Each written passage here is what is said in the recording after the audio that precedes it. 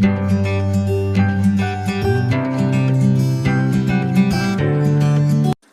हम बनाने वाले एक बहुत ही स्वादिष्ट नमकीन करी पत्ते की पूरी। ऐसी ही स्वादिष्ट रेसिपी की वीडियोस के लिए मेरे चैनल को सब्सक्राइब कीजिए और बेल आइकॉन को ज़रूर प्रेस कीजिए।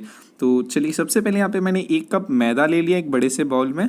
फिर हम इसमें आधा चम्मच जितना नमक डाल देंगे और 1/4 कप जितनी बारीक कटे हुए करी पत्ते, और इसमें हम डाल देंगे 1.5 चम्मच जितना तेल। फिर हम इन सारी चीज़ों को अपने हाथों की मदद से अच्छे से मिक्स कर लेंगे।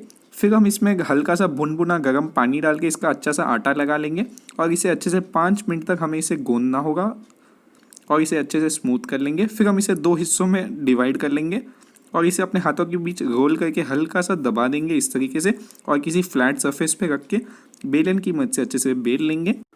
आपको इसे अच्छा सा पतला सा बेलना है। फिर हम एक फोक की मदद से इसे इस तरीके से प्रिक कर देंगे। फिर आप एक कटर या चाकू की मदद से चाहे तो इसे लेवल कर लीजिएगा और आप इसे जैसे चाहे वैसे शेप कर लीजिएगा। और देख सकते हैं हमने इसे कितना पतला बनाया है। उसके बाद हम इसे तुरंत ही गर्मा गर्म तेल में फ्राई कर लेंगे। इसे आपको मीडियम फ्लेम पे पलटते हुए दोनों तरफ से अच्छे से पकाना है, हल्का सा गोल्डन ब्राउन होने तक। और जैसे ये फ्राई हो जाए हम इसे तेल में से जो है निकाल लेंगे और फिर हम इसके ऊपर डाल देंगे 1 चम्मच जितना चाट मसाला और फिर हम इसे अच्छे से जो है मिक्स कर लेंगे। आप स्वाद अनुसार डालिएगा। फिर लीजिए, हमारी स्वादिष्ट करी पत्ता पूरी तैयार है। आप इसे एयर टाइट कंटेनर में रख के 1 महीने तक खा सकते हैं।